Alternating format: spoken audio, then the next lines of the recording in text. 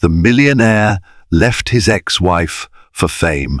Now he's crawling back in shame. Amelia Collier always believed you could pinpoint the exact second your heart shatters, like the crack of a mirror in a silent room. For her, that moment was the day Nathan Drake, her husband and best friend since childhood, discarded her for his dream of fame. Gone were the tender mornings they'd shared, replaced by news reports of his skyrocketing success and glittering red carpet appearances.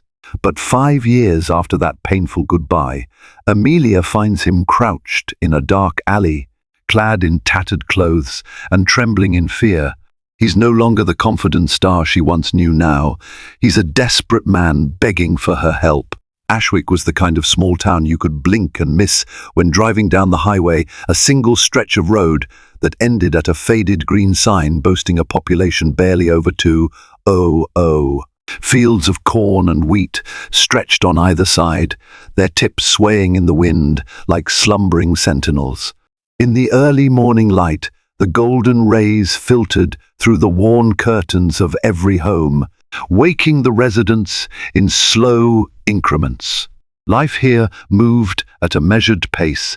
People worked honest jobs, kids chased each other down dusty roads, and Friday nights meant football games at the local high school. For Amelia Collier, Ashwick had always been home. She grew up in a modest 2-story farmhouse with her father, James Collier, a carpenter whose renown for craftsmanship spread across 3 counties, and her mother, Lucinda, a retired painter who taught art classes at the local community center. From an early age, Amelia learned the value of patience, dedication, and the silent power of unwavering love. She spent afternoons in her mother's tiny art studio, swirling paint colors together in messy attempts to replicate the sweeping skies beyond the farmland. Even then, the only person who truly understood her artistic soul was Nathan Drake. Nathan's family moved next door to the Colliers when Amelia was 10 years old.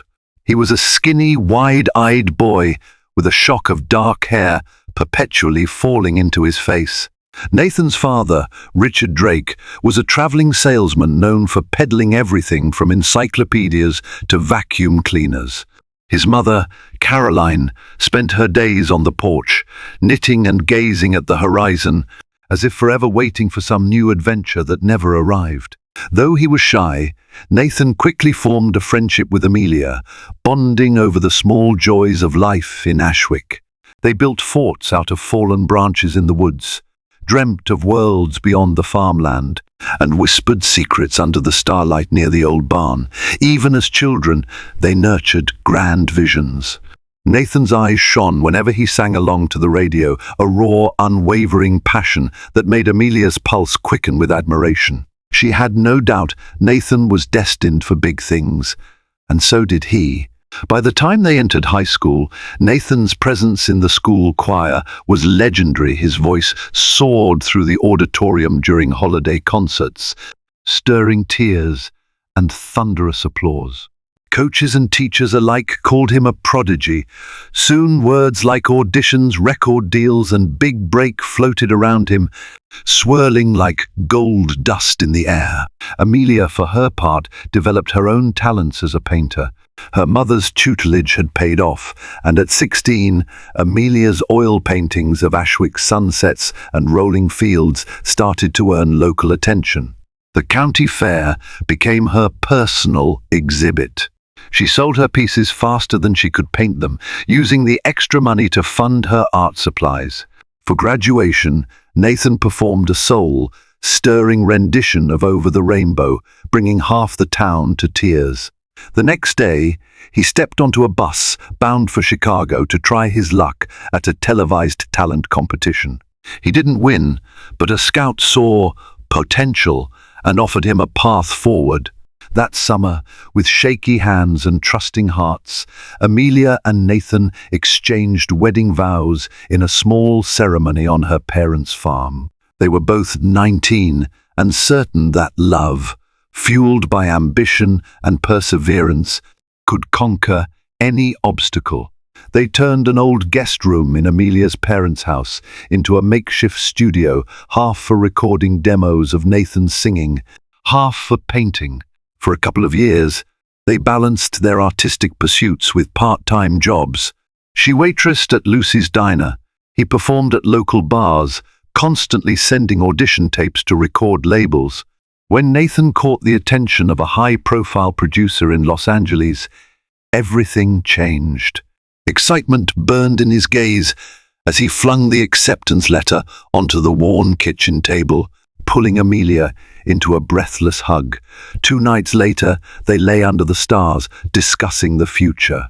For once, Amelia felt their dreams weren't so far off, but she also saw the worry etched on Nathan's features. "It's a big city," he murmured. "We'll have to be careful."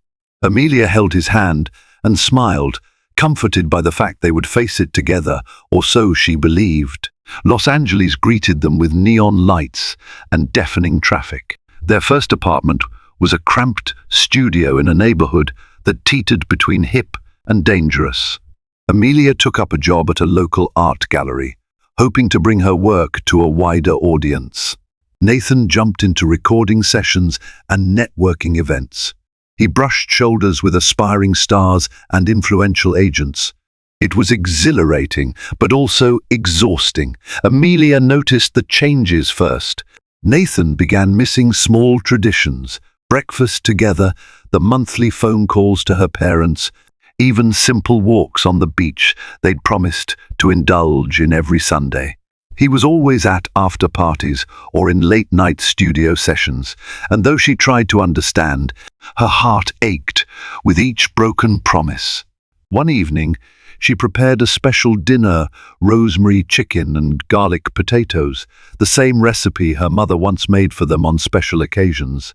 Nathan stumbled in well after midnight, reeking of champagne and a cologne she didn't recognize. His eyes were bloodshot, and he mumbled half-hearted apologies. "I'm doing this for us," he said, "for our future. Just bear with me a little longer." Amelia stayed silent, balancing her affection with caution. She'd never seen him so consumed by an unrelenting swirl of ambition and temptation. Soon, the rumors trickled in. Flirtations with backup dancers, nights out at clubs with city socialites. Amelia tried to confront him gently, to ask for honesty, but he brushed her off with an airy laugh, claiming it was nothing more than media hype or just networking. Then came the heartbreak she could never have anticipated. Photos leaked online of him with a rising pop star, stoking gossip columns and tabloids. In the images, his arm was draped around a slender blonde, their faces inches apart on a private yacht. 3 weeks after the photos circulated, Nathan's first big single, City Lights, climbed the charts. The sudden momentum fed his appetite for stardom. At a lavish party in Beverly Hills, he finally found the nerve to say the words that fractured Amelia's world. "You don't fit into this life," he said quietly, a glass of champagne in hand. They were in a corner of a marble-floored mansion owned by a movie producer she'd never met. Crystal chandeliers glimmered overhead, a stark contrast to the tears burning in her eyes. "I'm sorry, Amelia," he whispered. "I love you, but I need space. My career is just taking off." She felt her heart tightening like a vise. Space for what? Her voice came out tremulous. "Nathan, I moved across the country with you. I gave up everything.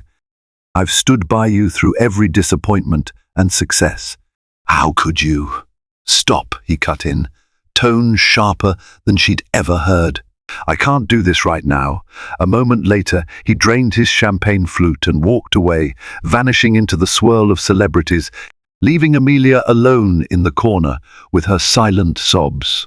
She left the party in disbelief, refusing the offers of limousine rides. She walked through unfamiliar streets in her high heels, tears carving hot tracks down her cheeks, until she found a lonely bus station. She took the first bus out of the city, her stomach in knots, mind reeling with thoughts of betrayal. By dawn, she was at Los Angeles International Airport, purchasing a one-way ticket back to Ashwick. Ashwick embraced Amelia in its warm, familiar hold. Her parents welcomed her with gentle smiles and open arms. She spent the next few weeks in near isolation, leaning on close friends like Johanna Evans, who owned the local bakery, and Carl Norris, a longtime family friend who ran the hardware store. Everyone knew what happened. News traveled fast in a small town, but they never pressed her for details. They offered understanding, glances, and supportive silence. In the following months, Amelia poured her grief into art. Each painting reflected heartbreak, longing, and a fierce resolve to heal. She took up a job at an art supplies store and later returned to Lucy's diner for extra income. At night, she prayed for clarity, trying to bury the hurt that still clung to her like a stubborn shadow. Meanwhile, gossip tabloids kept her updated on Nathan's skyrocketing fame. He released another chart-topping single, made cameo appearances in music videos, and was photographed at a glittering array of award shows. With each headline, Amelia felt a pang of loss, but also a sense of determination. She vowed she would never again be a silent casualty of someone else's ambition. Over time, she regained her balance. She started her own tiny art business, selling original paintings at local fairs and, eventually, at upscale craft festivals in neighboring cities. Her style evolved, her confidence blossomed. She told herself that if she ever saw Nathan Drake again, it wouldn't be as the naive girl from Ashwick who once believed love alone could conquer everything. It would be as Amelia Collier, an artist with her own dreams and a heart that refused to be broken a second time. 5 years passed in a steady rhythm: harvest festivals in the fall, snowy nights with warm cider in the winter, budding wildflowers in the spring, and scorching summers that made the farmland shimmer. Amelia's paintings began to garner regional attention. She was invited to display her work in Chicago galleries and even shipped some pieces to a small gallery in New York. One late October evening, as she locked up the art supply store, an unfamiliar figure caught her attention. He was leaning against the lamppost, hood pulled over his face. The man's shoulders seemed to quake in the chilly wind. For reasons she couldn't explain, a jolt of alarm shot through Amelia's chest. She glanced around the deserted street. Walking closer, she realized it was Nathan. His eyes, glassy from tears, reflected the dim flicker of the streetlight. He wore a dirt-stained designer coat, and his once vibrant aura seemed extinguished. Her heart pounded in her ears, a mix of anger, empathy, and bewilderment swirling inside her. She half expected paparazzi to jump out from somewhere, but the street was empty. "Nathan," her voice trembled, "what are you doing here?" He looked up, jaw clenched. His cheeks were sallow, his lips cracked. No trace of the confident celebrity lingered. "I needed to see you." Anger flared within her. "You can't just show up here, not after," she inhaled sharply, forcing herself to keep calm. "Not after you left me, and never bothered to call, to text, to—" Nathan let out a long sigh, almost a sob. "I'm in trouble, Amelia." She shut her eyes for a moment, grappling with an onslaught of memories, the nights spent alone, the heartbreak that nearly tore her apart. She forced her voice to stay steady. "That much is obvious, but you can't just appear and expect me to—" His expression crumpled. "Please, if I don't get help, I could lose everything. My money's gone, my assets are frozen, I have nowhere else to turn." That was when Amelia noticed a bruise purpling his left cheek and a fresh cut above his eyebrow. Something about the injury, coupled with the raw desperation in his eyes, made her pulse race with fear. She wondered if he was in danger. The last thing she expected was for him to materialize on her doorstep, begging for assistance. She also couldn't ignore the voice inside her that whispered, "Let him handle his own mess." Yet a lingering part of her was incapable of deserting someone in need, even if that someone had broken her heart. "Follow me," she said stiffly. "We'll talk somewhere warmer." Amelia led Nathan to her car, an older model sedan she'd bought after returning to Ashwick. She tried to ignore how weak and malnourished he looked, how even stepping into the passenger seat seemed to tax his energy. 10 minutes later, they arrived at her farmhouse. It was late, but her father was still awake, reading the newspaper at the kitchen table. James Collier's eyes widened with shock as he spotted Nathan. For a tense moment, Amelia feared her father would kick him out, but with a slow nod, James exited the room, respecting his daughter's need for privacy. Amelia guided Nathan to the living room. A single lamp cast a warm glow across the comfortable couch, and the crocheted blanket her mother had made years ago. She rummaged through her first aid kit, dabbing the cut on Nathan's forehead with antiseptic. He winced but stayed silent. She finally asked the question pulsing through her mind. What happened? Nathan took a shaky breath. You know I reached some level of fame. His words sounded hollow. Hit songs, interviews, brand deals. I had money rolling in, so I invested. But I made some bad choices. I trusted the wrong people. Then there was an accident, rumors, lawsuits, everything spiraled. Amelia frowned. Accident? He hesitated. Car crash. A young photographer trying to snap a shot of me late at night. I was drunk. His voice cracked. I shouldn't have been driving. He ended up in the hospital. His family sued me, and the tabloids ate it up. My sponsors dropped me. The label froze my contract. Then certain debts came due. I fled Latryng to outrun them.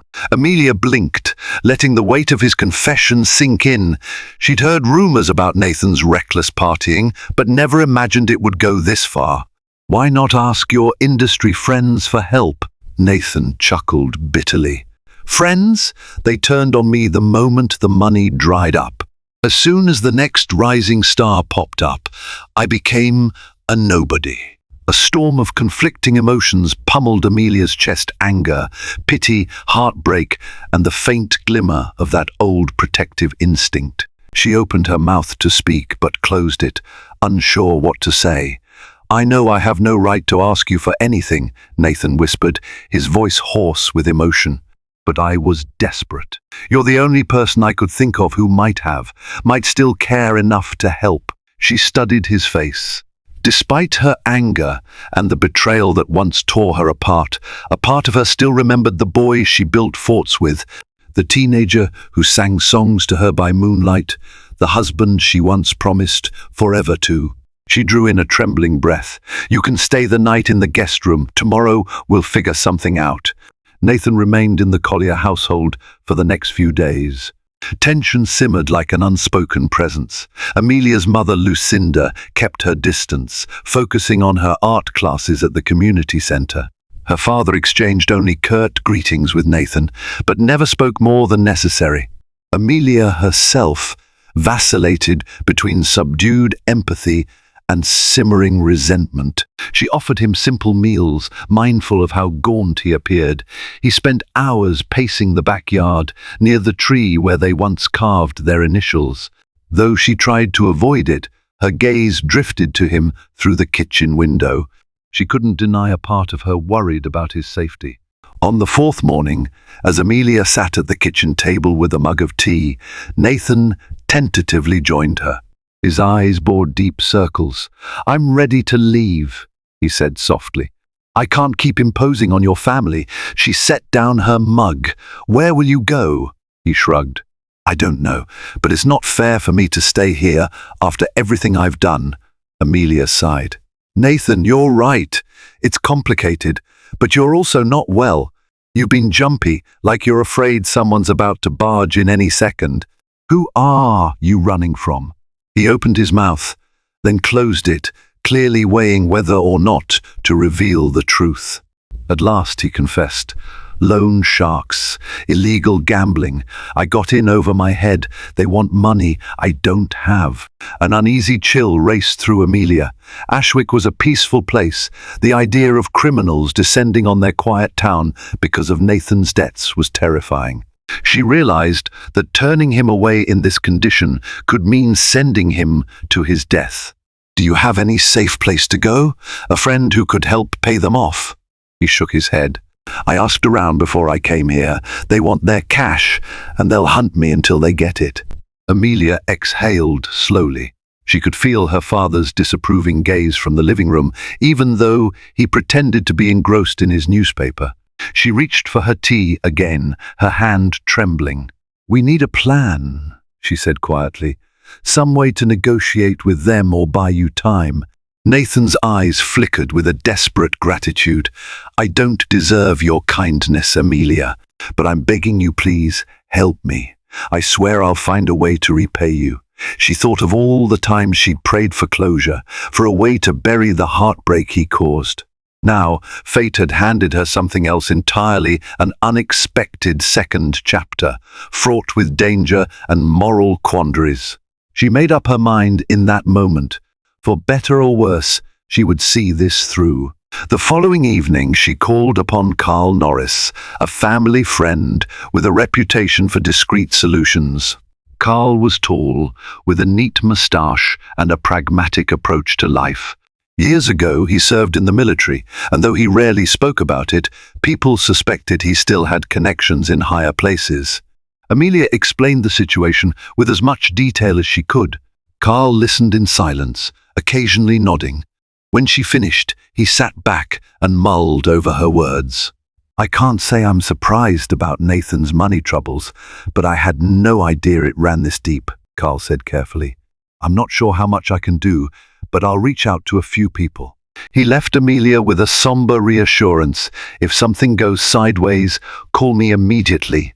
Don't hesitate. That same night, she found Nathan sitting on the porch, his features half-shadowed by moonlight. He held a folded photo in his hands, something Amelia recognized instantly. It was from their wedding day.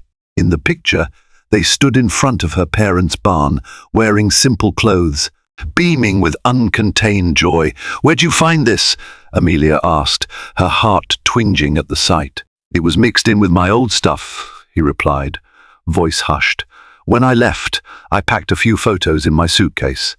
This one always haunted me the most. She joined him, the chilly night air biting through her sweater. Why did you keep it if it hurts so much? Nathan let out a shaky breath. Because it reminded me of who I was before everything got twisted, before fame turned me into someone I didn't recognize. A spike of tears threatened Amelia's composure, but she blinked them away. You had a choice, she said firmly. Fame doesn't force someone to cheat or abandon the people who love them. I know, he murmured, and there isn't a day I don't regret it. She studied him, searching for signs of deception. His eyes were wet with unshed tears, his hands trembling around the photo. It struck her that maybe, just maybe, he truly was remorseful. Still, the wounds he inflicted were deep. Regret alone won't fix anything, she whispered. Nathan nodded. I'm prepared to face whatever comes next. He paused. Amelia, would you let me make things right somehow? How? She asked, her throat tight. Nathan frowned, at a loss for words. I'm trying to figure that out. First, I need to survive. Early the next morning, Carl showed up at the Collier farmhouse, an uncharacteristic grimness in his eyes. He pulled Amelia aside. I spoke to a contact in Chicago who's seen these loan sharks operate. They don't take half measures.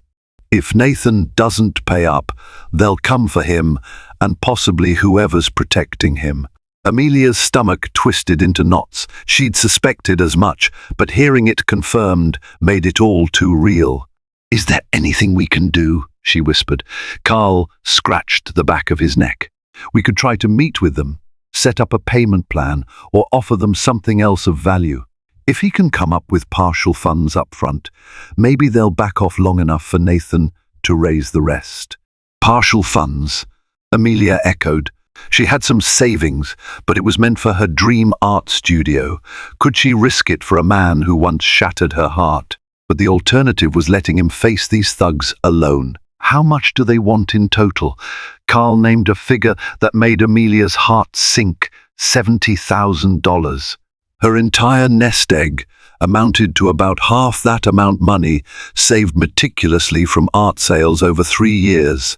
Giving it up would mean postponing her studio plans, possibly for years. But did she have a choice? Carl placed a reassuring hand on her shoulder. Don't decide yet. Think carefully before you do anything that could jeopardize your future. That afternoon, Amelia approached Nathan in the barn's dusty loft, where he'd been sleeping on an old cot. He looked up, hopeful, anxious. She explained Carl's news and the idea of a partial payoff. Nathan's eyes welled. I can't ask you to do that. It's your life savings. Amelia crossed her arms. You didn't ask. I'm offering. But this comes with terms.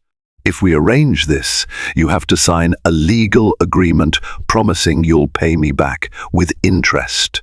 You'll also have to rebuild your life in a way that keeps you safe from them and from your own demons. He nodded fervently. Anything, I promise. She hesitated. I'm still not sure I'm doing the right thing, but if I send you away now, you could end up dead. I can't live with that on my conscience. Nathan took her hand, tears slipping down his cheeks. I swear I won't let you down. Amelia withdrew her hand, ignoring the electric jolt of lingering familiarity. We'll set up a meeting, then we'll see what happens next. A week later, Amelia and Nathan traveled to Chicago with Carl. They arranged a meeting at a dingy warehouse on the outskirts of the city, a setting straight out of a crime drama. The building reeked of stale cigarettes and mildew. Flickering neon from a nearby liquor store sign cast distorted shadows through the dusty windows. They stood in tense silence, waiting. Eventually, 3 men sauntered in, each exuding an air of casual menace. Their leader, a lanky man with a tattoo snaking around his neck, introduced himself as Marco, though it was likely an alias. Marco sized up Nathan, then let his gaze drift to Amelia. You must be the ex-wife, he said, voice dripping with sarcasm. Heard a lot about you. Amelia's lips pressed into a thin line. She forced herself not to react. Carl stepped forward, his posture rigid. We're here to make a deal. Nathan can't pay the full amount today, but he'll give you half. Then we'll arrange a schedule for the rest. Marco took a step closer, glaring at Nathan. Your worthless hide cost me a lot of trouble. I hope for your sake this partial payment isn't a joke. Nathan pulled an envelope from his jacket, hands trembling. There's 35,000 in there. We'll sign whatever you need, promising the rest. Marco snatched the envelope, flipped through the cash, and smirked. Not bad. He nodded to one of his men, who began scribbling details on a piece of paper. You have 60 days to come up with the other 35. If you're late, he paused, a predatory gleam in his eyes. Let's just say my patience has its limits. Nathan swallowed hard. Understood. Amelia was silent, trying to steady her racing heart. She realized she was effectively betrothing her savings to save a man who once abandoned her. Still, the flicker of relief in Nathan's eyes tugged at her. Maybe this was the first step toward his redemption. They signed the paperwork, each stroke of the pen feeling like a gamble with their futures. Marco tucked the documents away, and his men retreated into the shadows. Good luck, Marco said, voice dripping with mock courtesy. Remember 60 days. The trio left, leaving Amelia, Nathan, and Carl standing in that damp, empty warehouse. For a moment, no one spoke. Finally, Carl exhaled. Let's get out of here. Back in Ashwick, Amelia's parents demanded answers. It was impossible to hide the truth anymore. She had drained her bank account, traveling to a shady Chicago warehouse. James Collier's anger was palpable. Amelia, how could you risk everything you've worked for to save that man? Lucinda stared at her daughter, eyes full of concern. We know you have a good heart, but this is dangerous. Amelia's voice shook with frustration. I did what I had to do, Dad. The alternative was leaving him to fend for himself against criminals. He may have broken my heart, but I can't just stand by while he's in mortal danger. James, chest heaving, finally stormed out of the room, muttering under his breath about lessons unlearned. Lucinda sighed, looking torn. "You're a grown woman, Amelia. But please, be careful. We can't lose you to this madness." Afterward, Amelia felt a surge of guilt. She knew she owed her parents better explanations. But she also needed to follow her conscience, even if that conscience led her down a perilous path. As the 60-day countdown began, Nathan spent his days searching for ways to secure the remaining debt. He sold off his designer clothes, watch collection, anything of value. He arranged calls with former acquaintances in Los Angeles, hoping one might offer him a small contract or a final chance at a comeback. But the industry had moved on. His name was old news, stained by scandal. One afternoon he approached Amelia, who was perched on a stool in the barn, painting. She'd turned the place into a makeshift studio since he was no longer sleeping in it. Warm sunlight streamed through the cracked windows, illuminating dust motes in the air. Nathan cleared his throat. "I have an idea." Amelia set down her brush, regarding him warily. "Let's hear it." He took a breath. "I know someone in New York, an independent music producer who once expressed interest in my voice. We never collaborated because I was chasing big label deals, but he might be willing to work with me now on one condition." Her brow furrowed. "What's the condition?"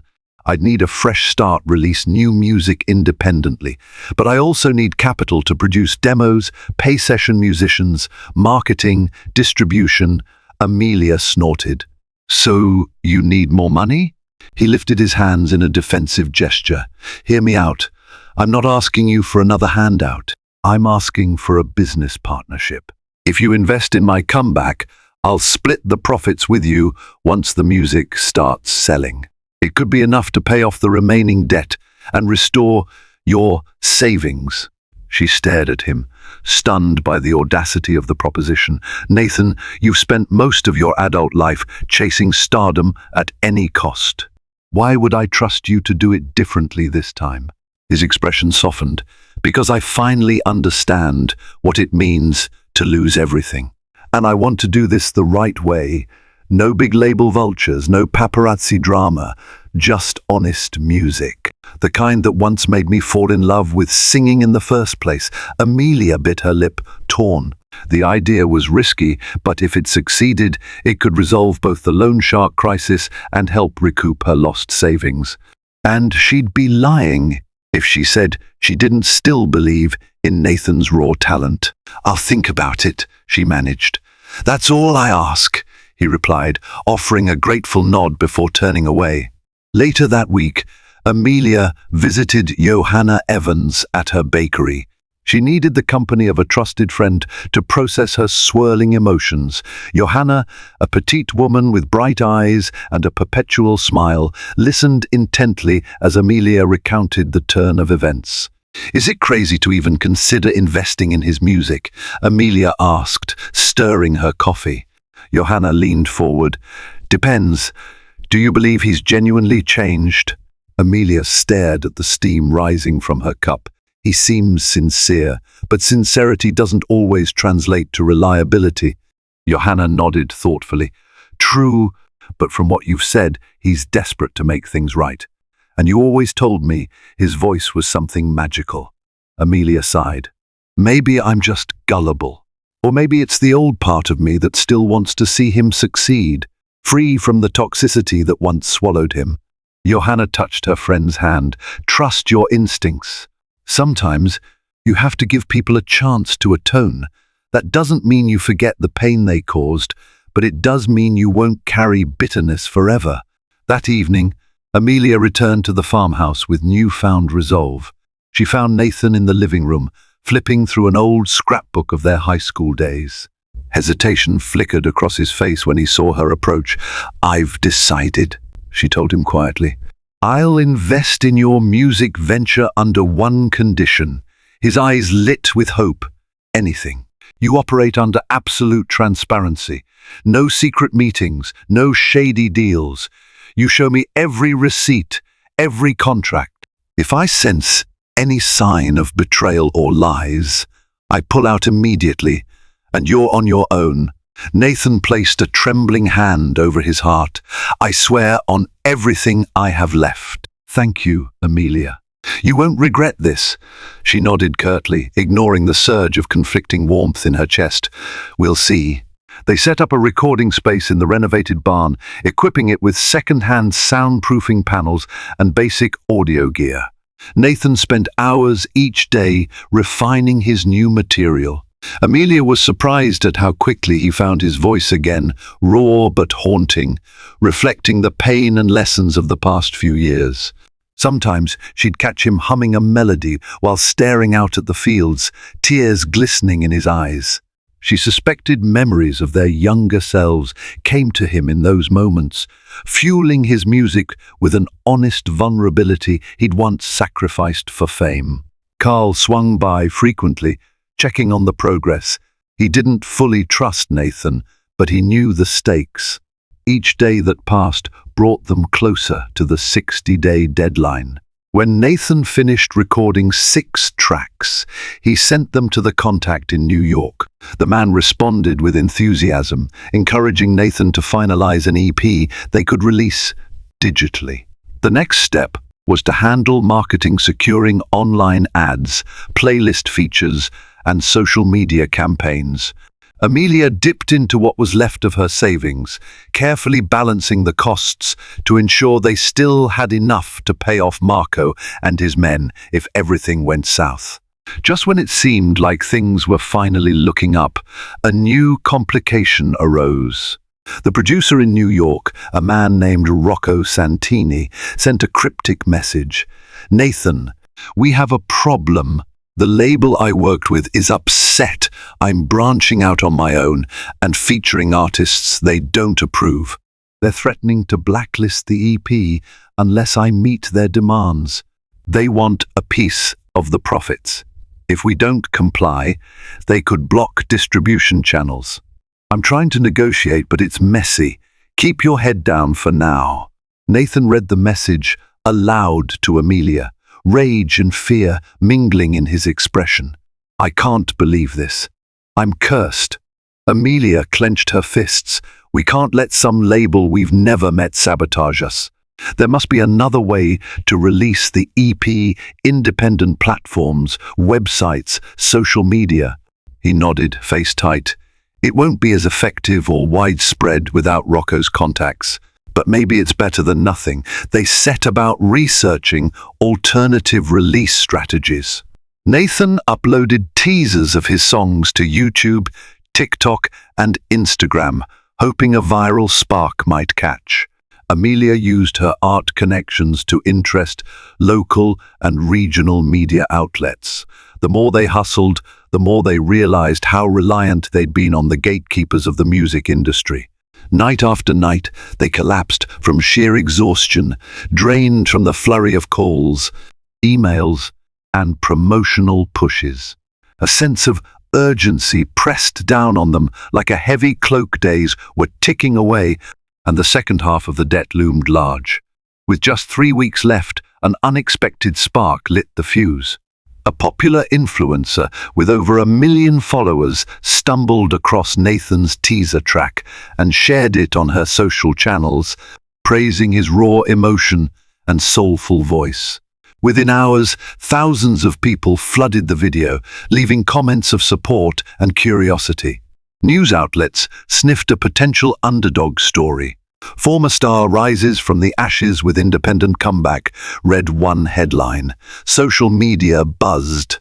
Streams and downloads climbed. It wasn't a mainstream explosion, but it was enough to generate a modest revenue stream that might help them scrape together the rest of the debt payment. Encouraged, Amelia and Nathan doubled their efforts. They did live stream performances, online Q&A sessions, and scheduled in-person gigs at nearby cities. Demand grew steadily.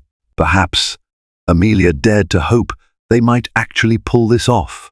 Amid the flurry of music promotions, something else simmered between Amelia and Nathan, an emotional tangle neither felt ready to address. Old feelings stirred like embers in a dying fire, threatening to burst into renewed flames at the slightest provocation. One evening, after a local gig where Nathan performed a stripped-down version of his new song Empty Corridors to a standing ovation, they returned to the farmhouse, high on adrenaline and cautious excitement.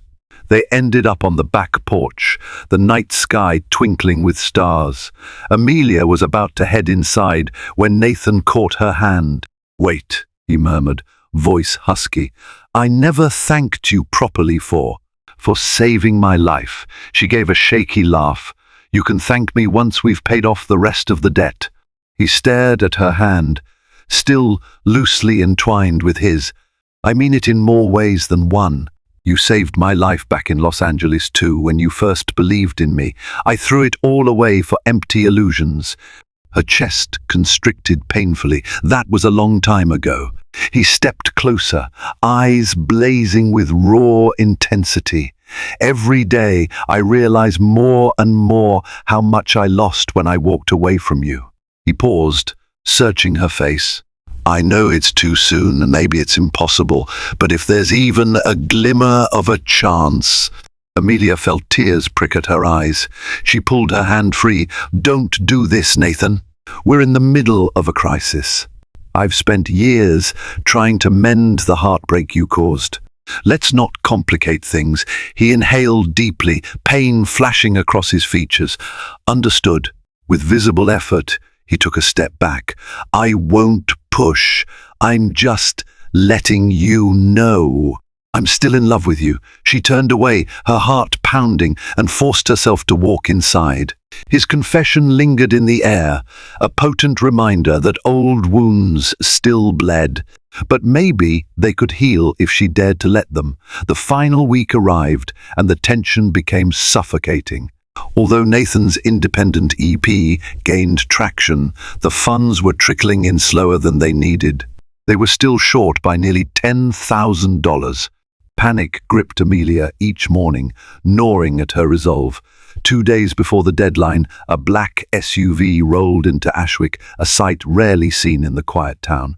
Carl immediately alerted Amelia that Marco's men might have arrived. Sure enough, that evening, 3 men hammered on the Collier's farmhouse door. James answered, outraged at their presence. One man sneered, "We're here for Nathan Drake." Clocks ticking, Amelia stepped in, forcing her father back. "We'll have the money by tomorrow," she lied, hoping to buy time. The man shrugged, clearly unimpressed. Better not be bluffing. As quickly as they arrived, the men left, though their threat lingered like a storm cloud. That night, Amelia paced the living room, her mind racing for solutions. Nathan sank into the couch, face buried in his hands. "I can't let them hurt your family," he muttered. "It's not right." "Let me think," she said, voice trembling. "There has to be a way." Suddenly, a bright light dawned on her. She'd been approached by an art patron in Chicago who expressed interest in buying multiple paintings of hers for a new gallery. Initially, Amelia declined because the patron's conditions seemed too controlling. He wanted exclusive rights to reproduce her art. But now, it might be their saving grace. She grabbed her phone, scrolling through old messages. She found the man's contact, Gerald Price. He'd offered a significant lump sum. If she accepted, it would cover the remainder of Nathan's debt. The catch was forfeiting certain rights to her artwork, something she'd sworn she would never do. Still, time was running out. She dialed the number with trembling fingers. After a brief negotiation, Gerald reiterated his offer. "I'll wire you the funds immediately if you sign the contract." Amelia's throat felt tight. She glanced at Nathan, who stared at her with anxious hope. With a heavy heart, she agreed. By the following morning, the contract was signed, and the funds were deposited into her account. They paid off the loan sharks that afternoon. In the barn where Nathan first returned to her life, a poetic and ironic twist, Marco pocketed the cash with a sneer. Seems you have some loyal folks, Drake. Don't waste it again. Amelia and Nathan breathed a shaky sigh of relief as the SUV drove away, but the victory felt bittersweet. She had sacrificed not only her savings, but also a portion of her artistic freedom for the foreseeable future. In the days that followed, the weight of what happened settled over everyone. With the debt resolved, Nathan was free from immediate danger. He decided to make the short-term sacrifice of working local gigs and building an online following without the looming threats. In some ways, it was a fresh start for him, albeit a painfully expensive one. Amelia, meanwhile, grappled with regret. She had parted with creative rights to some of her best works. Gerald Price wasted no time reproducing her paintings for prints and merchandise, flooding the market for quick profit. Though she received a percentage of royalties, she knew it would never match the sense of ownership she'd lost. Late one evening, Nathan found her in the barn, staring at a canvas she'd yet to finish. A swirl of emotion contorted his features. "Amelia, I can't thank you enough, and I'm sorry. Sorry you had to give up part of your dream because of me." She smiled sadly. "We made a deal. If everything worked out, you'd find a way to repay me. That includes restitution for my artwork. I'm going to hold you to that." He nodded fervently. "I won't rest until you get back everything you've lost." Amelia's eyes glistened with unshed tears. "But Nathan, do you really understand the cost? It's more than just money or art. My parents nearly lost their peace of mind. I risked my safety, my sanity, for you." His hands curled into fists at his sides. "I know, and I will spend the rest of my life making it up to you if you let me." She regarded him quietly for a long moment. "I don't know if we can ever go back to how we were," she said, "but maybe we can start from where we are." A hopeful light flickered across his face. "That's all I need." Over the next few months, an uneasy calm settled over Ashwick.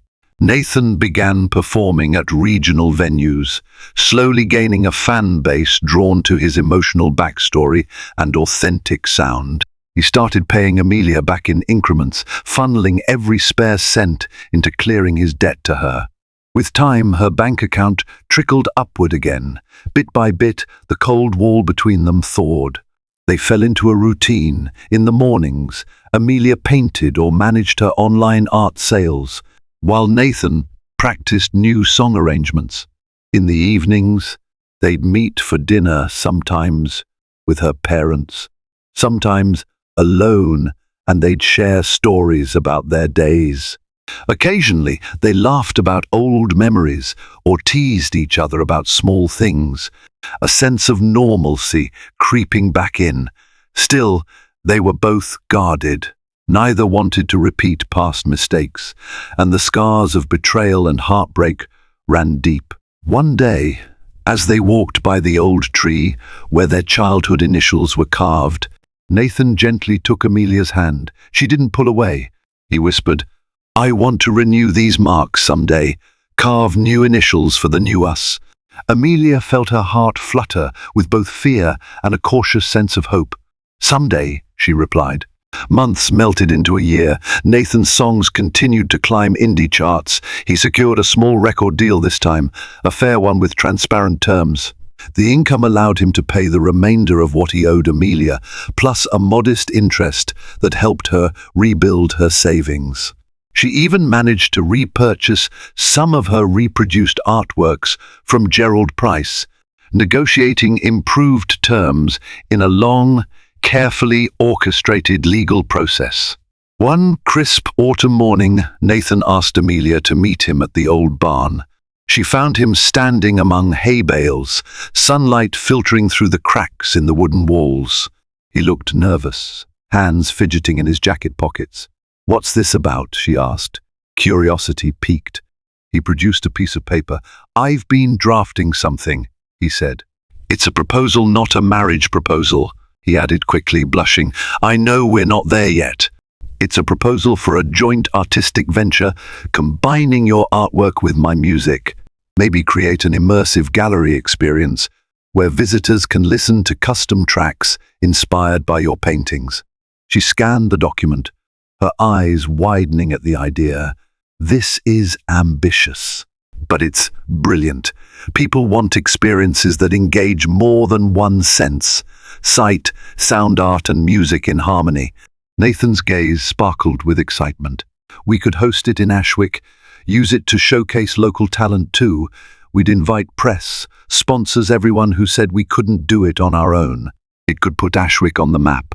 Amelia chuckled, her heart warming. You're serious about this? He nodded fervently. I want to build something real together this time. If you're willing. She folded the paper carefully, a small smile tugging at her lips. I am.